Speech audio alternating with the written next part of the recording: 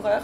Je suis un pâtissier qui a principalement fait ses classes et son expérience dans des pâtisseries un petit peu de palace, de restaurants haut de gamme, souvent étoilés. Voilà, donc je découvre un petit peu l'univers du commerce. T'es allé à Goncourt, quoi. Ouais, tant qu'à faire, parce que du coup, je voulais un quartier sympathique et populaire. Voilà. C'est quoi le rapport avec le renard? Alors le renard, il y en a plein.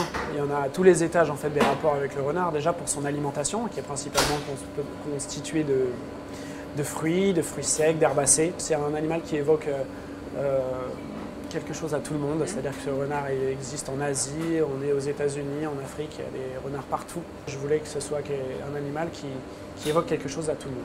Et pour finir, bon, on est un peu rouquins tous les deux, c'est vrai. Donc ça vient apporter un point commun supplémentaire. C'est quoi un bon gâteau?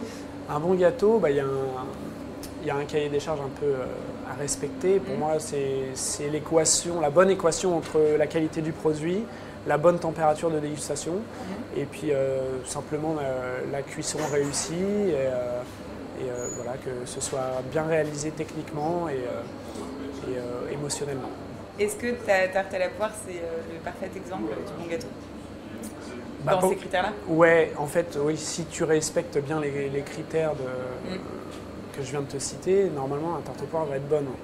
Si elle est un peu tiède, que les poires sont bien cuites, qu'elles sont bonnes, déjà naturellement, que tu as bien réussi ton fonçage, que ta crème d'amande est faite avec de bonnes amandes qui ont du goût, et que tu ne te rates pas sur la cuisson, normalement, tu obtiens une tarte sympathique. Pourquoi tu as choisi cette tarte en particulier?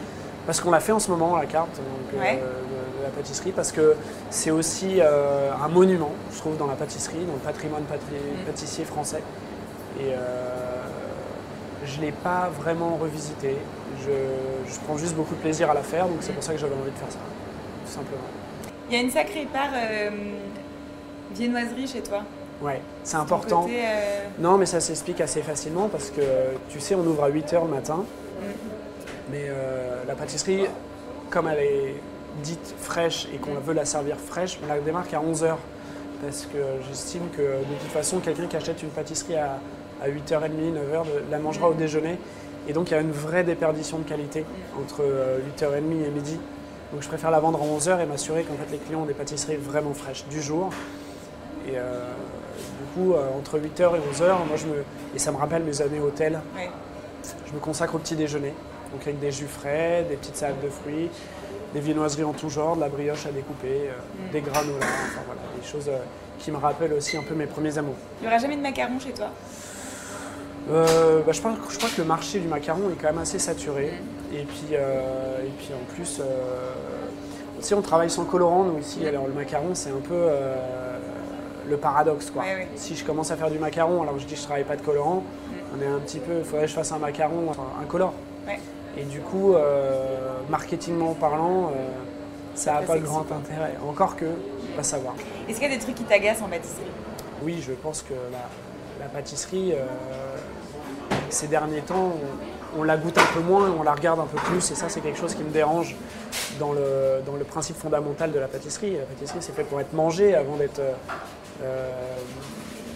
regardée et simplement regardée. Je suis d'accord qu'il faut séduire visuellement par un gâteau, mais c'est trop frustrant d'en rester là. Il faut avoir envie de la manger, pas uniquement de dire oh là là, j'ai pas envie de la toucher, c'est trop beau. Il n'y a rien de pire.